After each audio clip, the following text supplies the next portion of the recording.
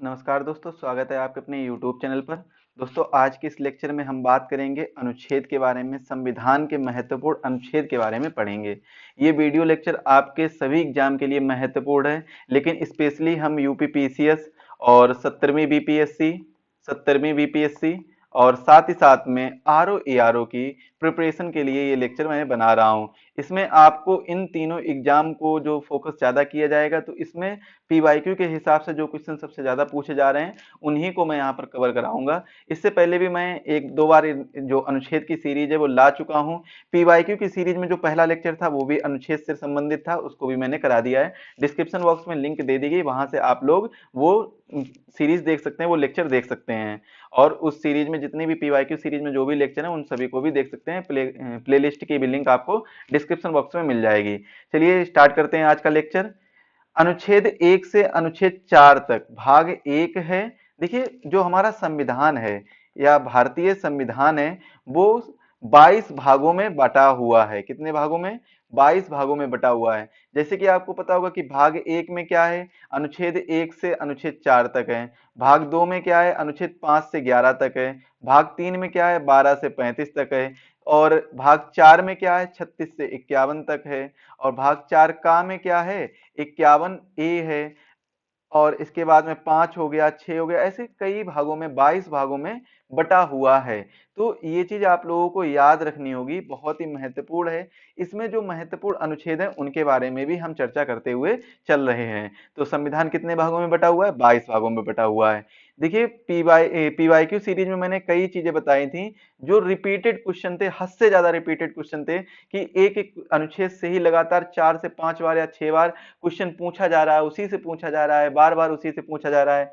तो ऐसे अनुच्छेदों को खास तौर से ध्यान रखिएगा। और नॉर्मली वो ध्यान भी रहते हैं क्योंकि बहुत ही सिंपल अनुच्छेद हैं जो रिपीट होते हैं। बाकी सभी अनुच्छेद रिपीट नहीं होते हैं, टेंशन मत लीजिए। बाकी आप इतना पढ़ लेंगे ना, तो ये करीबन 80 प्लस अनुच्छेद हैं, इनको याद कर लीजिए। इनको याद करने के बाद में आपका कोई भी क्वेश्चन एग्जाम में रहेगा नहीं। और जो भी हमारी पीवाईक्यू सीरीज और पीसीएस के लिए इंपॉर्टेंट टॉपिक सीरीज है जो, वो उसमें से आपको 70 प्लस क्वेश्चन आपके यहीं से हो जाएंगे। बस आप लेक्चर को ध्यान से देखिए और चैनल पर जो साथी नए हैं चैनल को सब्सक्राइब कर लीजिए, बेल आइकन को प्रेस कर दीजिए। इन सभी की पीडीएफ आपको हमारे टेलीग्राम चैनल पर मिल जाएगी, जिसकी लिंक डिस्क्रिप्शन बॉक्स में दी गई है। और आकाश ग्लोबल स्टडी नाम से सर्च करेंगे तब भी आ जाएगा, ये आपको टेलीग्राम पे दिख जाएगा, वहां से आप इसकी पीडीएफ डाउनलोड कर सकते हैं। चलिए स्टार्ट करते हैं।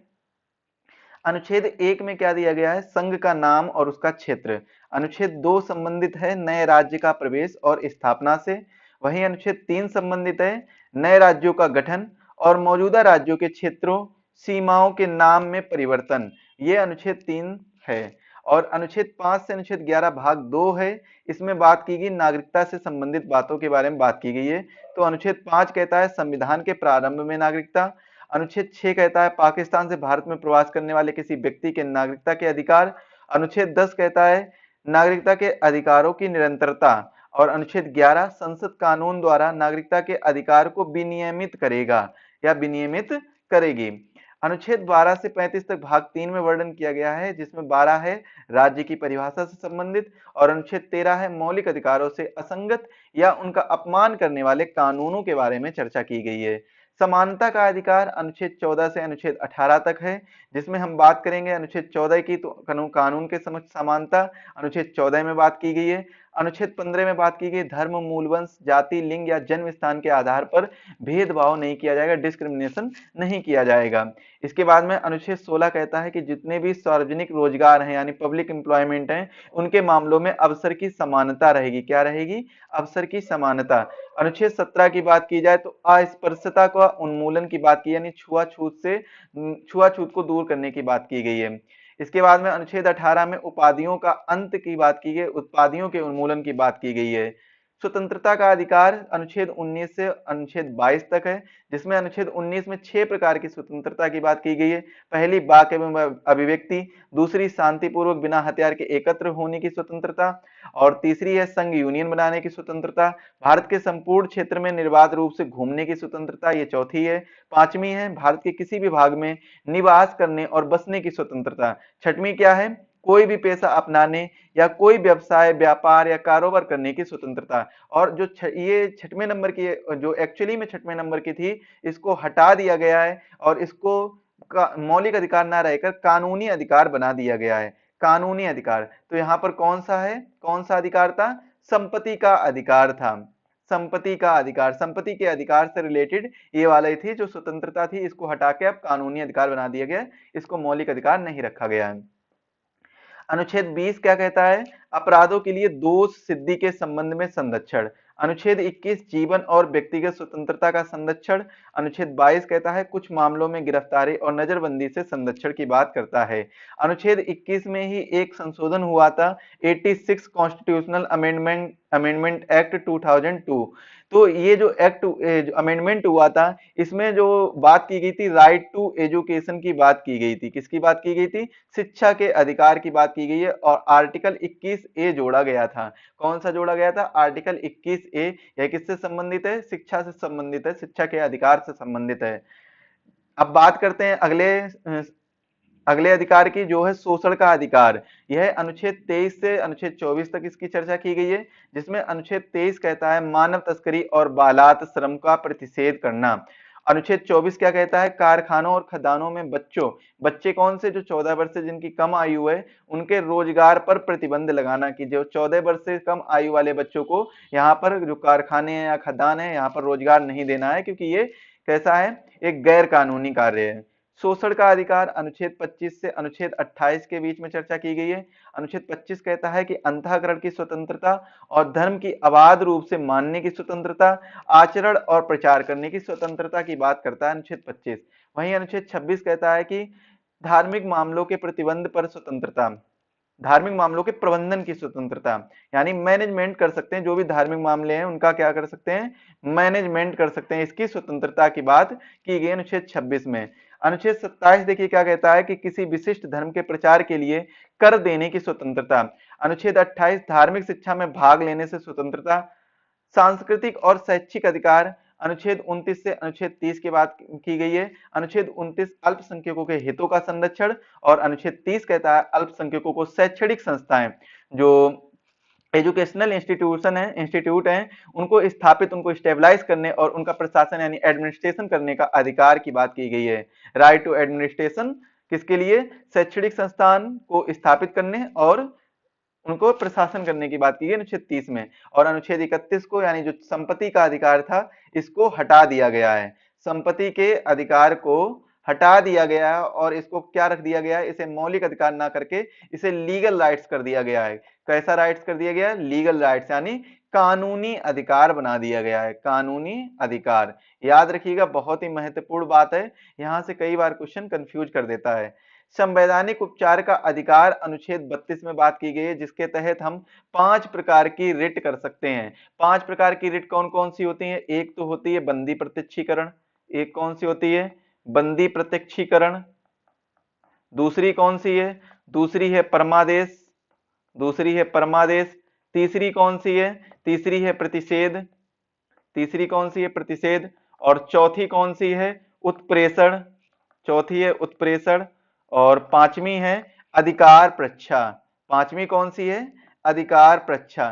तो ये 5 प्रकार की रिट की बात की गई है। अगर बंदी प्रत्यक्षीकरण की बात कर ली जाए, तो बंदी प्रत्यक्षीकरण का मतलब क्या होता है? व्यक्ति को न्यायालय के सामने पेश किया जाना। व्यक्ति को न्यायालय के सामने पेश किया जाना। और वहीं अगर परमादेश की बात कर ली जाए, तो परमादेश का मतलब क्या है? कि हम आदेश देते हैं। इनके अर्थ से ही आप चीजें समझ जाएंगे। परमादेश का मतलब क्या है? हम आदेश देते हैं। और प्रतिषेध का मतलब क्या है? रोकना।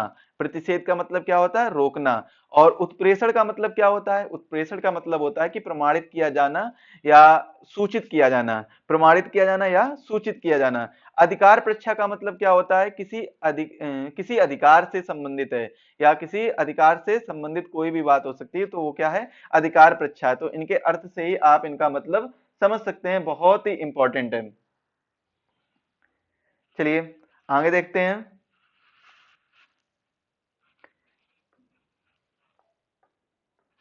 राज्य के नीति निर्देशक सिद्धांत जो डीपीएसपी हैं, ये भाग 4 में इनका वर्णन किया गया अनुच्छेद 36 से 51 तक। अनुच्छेद 36 क्या कहता है, परिभाषा बताता है राज्य की। अनुच्छेद 37 क्या कहता है, डीपीएसपी का अनुप्रयोग, उसके एप्लीकेशन के बारे में बताता है। अनुच्छेद 39 ए जो कि बहुत ही महत्वपूर्ण है, समान न्याय और निशुल्क कानूनी सहायता। क्या कहता है, समान न्याय और निशुल्क कानूनी सहायता की बात करता है, समान न्याय और निशुल्क कानूनी सहायता। अनुच्छेद 40 क्या कहता है, ग्राम पंचायत का संगठन। ग्राम पंचायत का संगठन, ये किस में बात की गई, अनुच्छेद 40 में बात की गई है। और अनुच्छेद 41 कहता है काम करने, शिक्षा पाने और कुछ मामलों में सार्वजनिक सहायता पाने का अधिकार होगा। तो ये बात अनुच्छेद 41। अनुच्छेद 43 महत्वपूर्ण है, श्रमिकों के लिए जीवन निर्वाह योग्य मजदूरी, कि जिससे श्रमिक अपना जीवन अच्छे तरीके से निर्वाह कर सकें, वो मजदूरी देनी चाहिए, ऐसी बात कही गई है। इसके बाद में अनुच्छेद 43 ए, उद्योगों के प्रबंधन में श्रमिकों की भागीदारी, उद्योगों के प्रबंधन में श्रमिकों की भागीदारी, ये बात करता है अनुच्छेद 43 ए। और अनुच्छेद 44, समान नागरिक संहिता। अभी देखिए इसमें लिखा केवल गोवा में लागू, लेकिन प्रॉपर तरीके से गोवा में भी लागू नहीं हुई है, हालांकि भारत में भी प्रॉपर तरीके से अभी लागू नहीं हो पाई है। अनुच्छेद 45 क्या कहता है, बच्चों के लिए निःशुल्क और अनिवार्य शिक्षा का प्रावधान। अनुच्छेद 46 है, अनुसूचित जातियों, अनुसूचित जनजातियों और अन्य पिछड़े वर्ग के लिए शैक्षिक और आर्थिक हितों को बढ़ावा देना। अनुच्छेद 47, पोषण स्तर और जीवन स्तर को बढ़ाने तथा लोक स्वास्थ्य में सुधार करने का राज्य का कर्तव्य होगा, ये बात अनुच्छेद 47 से कहता है। अनुच्छेद 48, कृषि एवं पशुपालन का संगठन। अनुच्छेद 49, प्राकृतिक महत्व के स्मारकों, स्थानों और वस्तुओं का संरक्षण। अनुच्छेद 50, न्यायपालिका का कार्यपालिका से पृथककरण। अनुच्छेद 51, अंतरराष्ट्रीय शांति और सुरक्षा को बढ़ावा देना। मौलिक कर्तव्य की बात की जाए तो 51 ए के तहत आते हैं भाग 4 ए में। अनुच्छेद 51 ए 42वें संविधान संशोधन 1976 में जोड़े गए थे। पहले मूल कर्तव्य 10 थे, लेकिन 86वें संविधान संशोधन 2002 के बाद मूल कर्तव्य कितने हो गए, 11 हो गए। और इसके लिए मैं आपको प्रेफरेंस करता हूं कि आप हमारा जो मौलिक कर्तव्य वाला वीडियो वो जरूर देखें, डिस्क्रिप्शन बॉक्स में उसकी लिंक दे दी गई। सारे जितने 11 के 11 मौलिक कर्तव्य हैं लाइन वाइज सीरियल वाइज मैंने आपको बताए हैं, और हैंड रिटन नोट्स भी आपको हमारे टेलीग्राम चैनल, व्हाट्सएप ग्रुप और एग्जाम वेब ऐप पर जरूर मिल जाएंगे, वहां से डाउनलोड कर सकते हैं, फ्री में बिल्कुल मिलेंगे, तो वहां से आप लोग फ्री में डाउनलोड कर सकते हैं।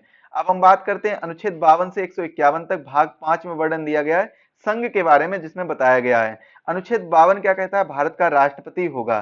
क्या कहता है, भारत का राष्ट्रपति होगा।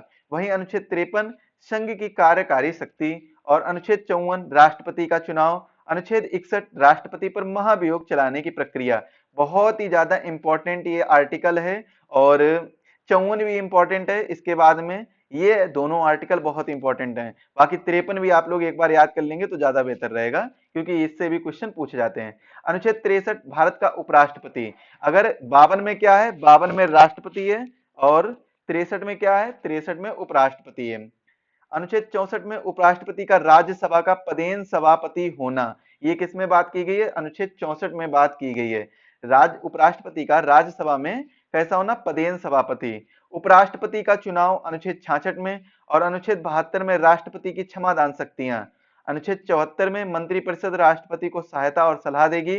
और अनुच्छेद 79 में संसद का गठन। अनुच्छेद 80 में राज्यसभा की संरचना। अनुच्छेद 81 में लोकसभा की संरचना। अनुच्छेद 83 में संसद के दोनों सदनों की अवधि। और अनुच्छेद 93 लोकसभा के अध्यक्ष और उपाध्यक्ष की बात की गई है, उपाध्यक्ष की बात की गई है। अनुच्छेद 105, संसद के सदन की शक्तियां और प्रिविलेज की बात की गई, यानी विशेषाधिकार की बात की गई है।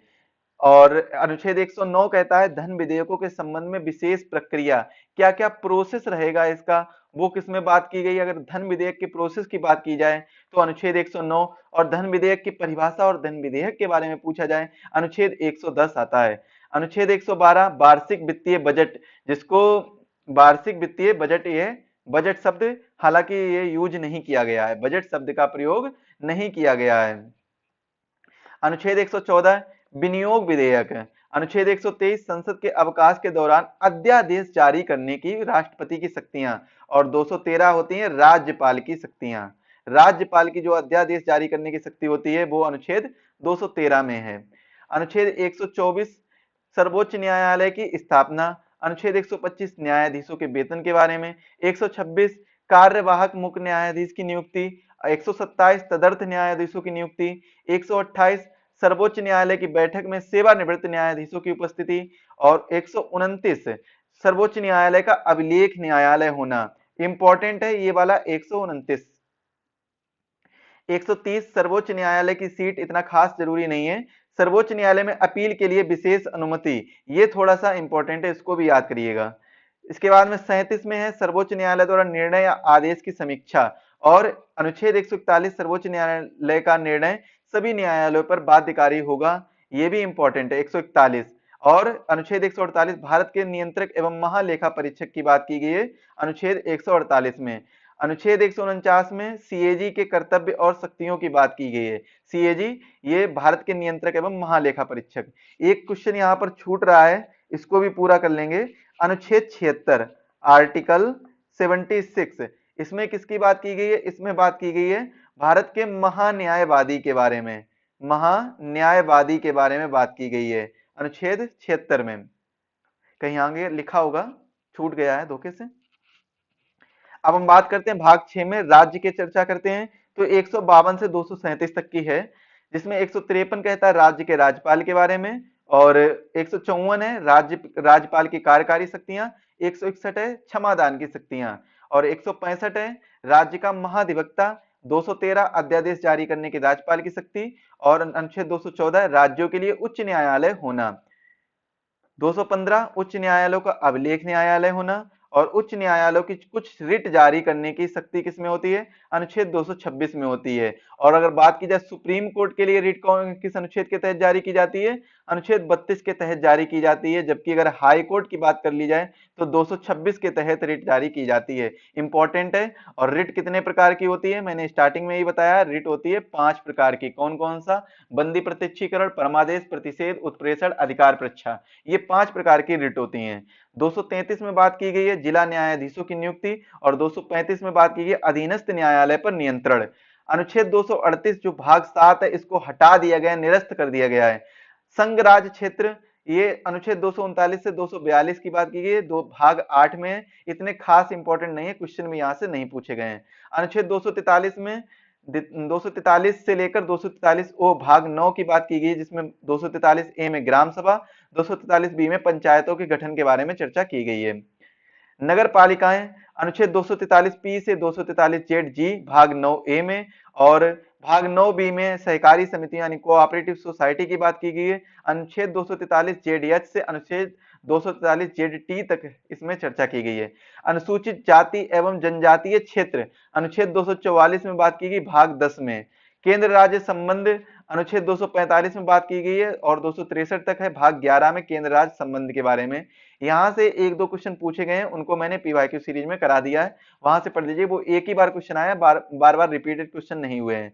वित्त संपत्ति अनुबंध और मुकदमे की बात की गई अनुच्छेद 264 से अनुच्छेद 301 के तहत, और भाग 12 में इनकी चर्चा की गई। किसमें की गई? भाग 12 में।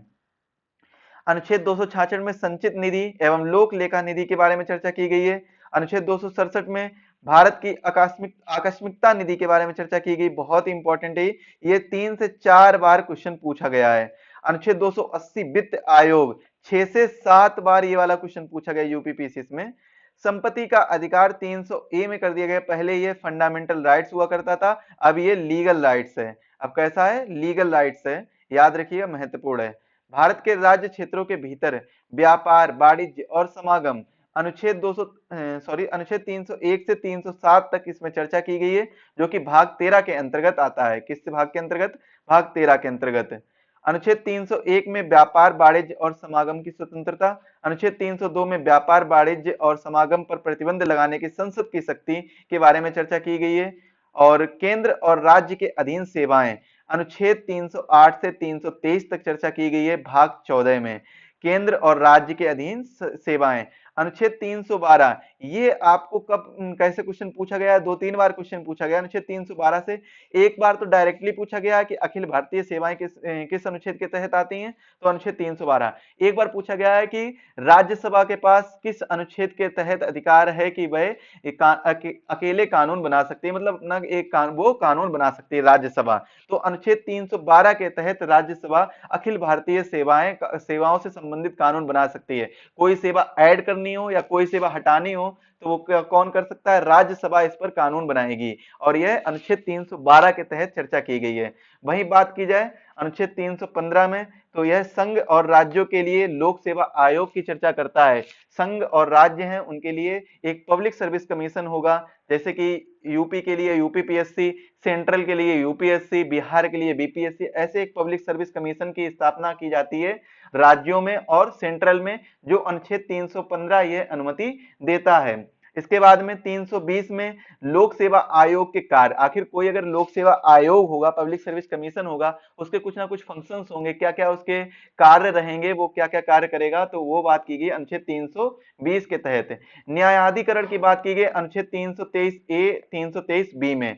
14 ए भाग है और 323 ए सीधा सीधा कहता है प्रशासनिक न्यायाधिकरण के बारे में चर्चा करता है। चुनाव आयोग से संबंधित बात की जाती है तो चुनाव की बात है, केवल यहां पर चुनाव की बात है तो अनुच्छेद 324 से 329 तक बात की जाती है, जिसमें सबसे महत्वपूर्ण है 325 और 326। 325 और 326। अनुच्छेद 324 क्या कहता है? चुनाव का अधीक्षण, निर्देशन और नियंत्रण निर्वाचन आयोग में निहित होगा। चुनाव का अधीक्षण, निर्देशन और नियंत्रण निर्वाचन आयोग में निहित होगा। वहीं अनुच्छेद 325 किसी भी व्यक्ति को धर्म, मूलवंश, जाति, लिंग के आधार पर किसी विशेष मतदाता सूची में शामिल होने के लिए अपात्र नहीं ठहराया जाएगा। किसके कौन कौन से जो दिए गए हैं? एक तो दिया गया धर्म यानी रिलीजन, एक दिया गया मूलवंश, एक दिया गया है जाति और एक दिया गया है लिंग। इन चार चीजों के आधार पर चुनाव में जो विशेष मतदाता सूची होगी, किसी भी मतदाता सूची में उन्हें शामिल होने के लिए अपात्र नहीं ठहराया जा सकता है। ये नहीं कहा जा सकता कि तुम्हारा धर्म ये है तो आपका वोट नहीं बनेगा और आप वोट दे नहीं सकते हैं, या मूलवंश ये है, जाति ये है या लिंग ये है। तो इन चारों चीजों के आधार पर मतदाता सूची में शामिल होने के लिए अपात्र नहीं ठहराया जा सकता है। इसके अलावा अगर कोई रीजन है तो वो बताया जा सकता है। अनुच्छेद 326 लोकसभा और राज्य विधानसभाओं के लिए निर्वाचन वयस्क मताधिकार के आधार पर होगा, और 326 में एक संशोधन हुआ था। आर्टिकल 326 में एक संशोधन हुआ था 1989 में। 1989 में जो संशोधन हुआ था, 61वां संविधान संशोधन हुआ था, इसके तहत कहा गया था कि 21 वर्ष की आयु में पहले लोग वोट देते थे, और इसी के तहत, इस संविधान संशोधन के तहत 18 वर्ष की आयु के लिए वोट निर्धारित कर दिए गए कि जो निर्वाचन वयस्क मताधिकार है, वो वयस्क मताधिकार अब कितनी एज पर होगा? 18 वर्ष की आयु पर होगा। कि कौन सी वर्ष की आयु पर? 18 वर्ष की आयु पर। और उसी समय क्या हुआ था? 1989 में ही नवंबर 1989 में क्या हुआ था? जो लोकसभा चुनाव हुए थे, 9वीं लोकसभा चुनाव हुए थे, उसमें पहली बार 18 वर्ष की आयु के लोगों ने वोट डाला था। 9वीं लोकसभा में, सॉरी लोकसभा में, 9वीं लोकसभा में 1989 में ही नवंबर में हुई थी 9वीं लोकसभा, उसमें पहली बार 18 वर्ष की आयु में लोगों ने वोट डाला था। ये क्वेश्चन इसलिए बताया क्योंकि पूछा जा सकता है, लगातार 2 से 3 बार यूपीपीसीएस ऐसे क्वेश्चन पूछ रहा है कि लोकसभा से संबंधित कौन से नंबर की लोकसभा के चुनाव हुए हैं, या कौन से लोकसभा का चुनाव कितने वर्ष के लिए रहा है, इस प्रकार से क्वेश्चन पूछ रहा है। तो ये क्वेश्चन इसलिए बता दिया है क्योंकि हो सकता है ये वाला क्वेश्चन कभी भी आ जाए, पूछा जा सकता है। अनुसूचित जाति, अनुसूचित जनजाति, एससी, एसटी और ओबीसी या अन्य पिछड़ा वर्ग, अल्पसंख्यक यानी माइनॉरिटीज के लिए विशेष प्रावधान, जो स्पेशल प्रोविजंस हैं, वो किसमें दिए गए हैं? भाग 16 में दिए गए हैं, अनुच्छेद 330 से अनुच्छेद 342 तक। अनुच्छेद 338 कहता है राष्ट्रीय अनुसूचित जाति और अनुसूचित जनजाति आयोग के बारे में चर्चा करता है, लेकिन बाद में इनको अलग कर दिया गया, 338 अलग और 338 ए और बी। इस तरीके से अनुसूचित जाति और अनुसूचित जाति के लिए जो नेशनल कमीशन है, national commission for scheduled caste और national commission for scheduled tribe, यानी एनसीएससी और एनसीएसटी, इनके लिए अलग अलग कर दिया गया है। इसके बाद में अनुच्छेद 340 क्या कहता है, पिछड़े वर्गों की स्थिति की जांच के लिए आयोग की नियुक्ति की बात करता है। इसके बाद में बात करते हैं राजभाषा। राजभाषा किसमें है, राजभाषा है अनुच्छेद 343 से 351 तक, भाग 17 में बात की गई है। किसमें बात की गई है, भाग 17 में। यहां पर एक अनुच्छेद और याद कर लीजिए, अनुच्छेद 339 काफी महत्वपूर्ण है। ये इसलिए महत्वपूर्ण है, अभी रीजन पता चल जाएगा। अनुच्छेद 339 कहता है कि जो संविधान है, भारतीय संविधान है, वो प्रेसिडेंट को पावर देगा कंट्रोल करने के लिए शेड्यूल जो एरिया है, जो शेड्यूल एरिया है यानी जो जनजातीय क्षेत्र हैं, उनके प्रशासन को कंट्रोल करने के लिए, और शेड्यूल ट्राइब्स जो जनजातीय क्षेत्र के जो एरिया है, जनजातीय क्षेत्र के लोग हैं या जनजाति जो जनजातियां पाई जाती हैं, उनके वेलफेयर के लिए काम करने के लिए ये प्रेसिडेंट के पास पावर है अनुच्छेद 339 के तहत। ये क्वेश्चन पूछा जा सकता है। और जैसा कि आप सभी को पता है कि इस समय जो हमारे प्रेसिडेंट हैं वो कौन है, वो भी शेड्यूल ट्राइब से ही आए संबंधित हैं। तो ये चीज याद रखिएगा, ये क्वेश्चन बन सकता है इस बार। अगला देखिए 343 संघ की राजभाषाएं। अनुच्छेद 345 राज्यों की आधिकारिक भाषाएं या भाषाएं, ये बात की गई है। अनुच्छेद 348 में सर्वोच्च न्यायालय और उच्च न्यायालय में प्रयोग की जाने वाली भाषाएं। अनुच्छेद 351 में हिंदी भाषाओं के विकास के लिए निर्देश दिए गए हैं। अब हम बात करते हैं कुछ शेड्यूल की। शेड्यूल यानी अनुसूची। अनुसूची, तो कौन सी अनुसूची में भाषाओं के बारे में चर्चा की गई है, 8वीं अनुसूची में, 8th शेड्यूल में भाषाओं के बारे में चर्चा की गई है। जो मूल संविधान था, मूल संविधान में 14 भाषाएं थी केवल। मूल संविधान में कितनी भाषाएं थी, 14 भाषाएं थी। इसके बाद में एक संविधान संशोधन हुआ 21वां, एक तो इसमें एक भाषा जोड़ी गई। इसके बाद में एक संविधान संशोधन हुआ 71वां, इसमें 4 भाषाएं जोड़ी गई थी। कितनी भाषाएं जोड़ी गई थी, 4 भाषाएं, सॉरी 3 भाषाएं जोड़ी गई थी। इसमें 3 भाषाएं जोड़ी गई थी और 92वें संविधान संशोधन के तहत 4 भाषाएं जोड़ी गई थी। तो ये कुल संशोधन हुए थे 3, 21वां, 71वां और 92वां। तो 21st, 71st और 92nd, ये संविधान संशोधन के तहत टोटल 8 भाषाएं जोड़ी गई। जो अब के संविधान में 8वीं सूची में कितनी भाषाएं हैं, 22 भाषाएं हैं। 22 भाषाओं के बारे में चर्चा की जाती है। बात करते हैं आपातकाल की। अनुच्छेद 352 से 360 तक इसमें चर्चा की गई, भाग 18 से संबंधित है। 352 आपातकाल की घोषणा की बात करता है, जिसमें नेशनल इमरजेंसी की बात होती है। 356 राज्य आपातकाल या राष्ट्रपति शासन या स्टेट इमरजेंसी की बात होती है। अनुच्छेद 360 वित्तीय आपातकाल या फाइनेंशियल इमरजेंसी की बात होती है। और अभी तक फाइनेंशियल इमरजेंसी इंडिया में नहीं लगी है। एक बार भी फाइनेंशियल इमरजेंसी यानी वित्तीय आपातकाल इंडिया में अभी तक नहीं लगा है। राष्ट्रीय आपातकाल या जो नेशनल इमरजेंसी है ये 3 बार लग चुकी है, और राज्य आपातकाल विभिन्न राज्यों में कई बार लग चुका है। इसके बाद में कुछ विविध में बात आती है, तो विविध में क्या आता, अनुच्छेद 361 से 367 भाग 19 में चर्चा की गई है। अनुच्छेद 361 कहता है राष्ट्रपति और राज्यपालों का संरक्षण। संविधान संशोधन अनुच्छेद 368 के तहत आता है, भाग 20 में इसमें चर्चा की गई है।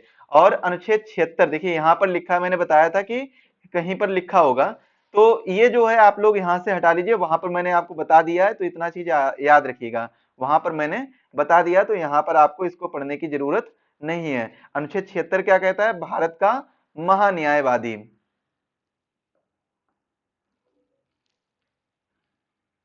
यहां से इसको हटाएंगे और आगे शिफ्ट कर लेंगे। बाकी इसकी पीडीएफ आपको कहां पर मिल जाएगी, हमारे टेलीग्राम चैनल पर मिल जाएगी, तो टेलीग्राम चैनल को ज्वाइन कर लीजिए, वहां पर आपको इसकी पीडीएफ प्रोवाइड करा दी जाएगी। अनुच्छेद 368 कहता है संविधान में संशोधन करने की संसद की शक्तियां। विशेष और संक्रमणकालीन और अस्थायी प्रावधान अनुच्छेद 369 से 392 तक चर्चा की गई, भाग 21 में। अनुच्छेद 370 कहता है जम्मू और कश्मीर का विशेष प्रावधान। अनुच्छेद 371 ए कहता है नागालैंड राज्य में संबंध में प्रावधान, और 371 जे कहता है हैदराबाद कर्नाटक क्षेत्र के लिए विशेष दर्जा। और ये हमारा लास्ट सेक्शन रहेगा, संक्षिप्त पाठ, प्रारंभ, हिंदी में आधिकारिक पाठ और निरसन के बारे में चर्चा की गई। अनुच्छेद 392 से 395 तक भाग 22 की बात, जो कि हमारा अंतिम भाग है, संविधान का अंतिम भाग है, इसके बारे में चर्चा की गई। अनुच्छेद 393 क्या कहता है? संक्षिप्त नाम।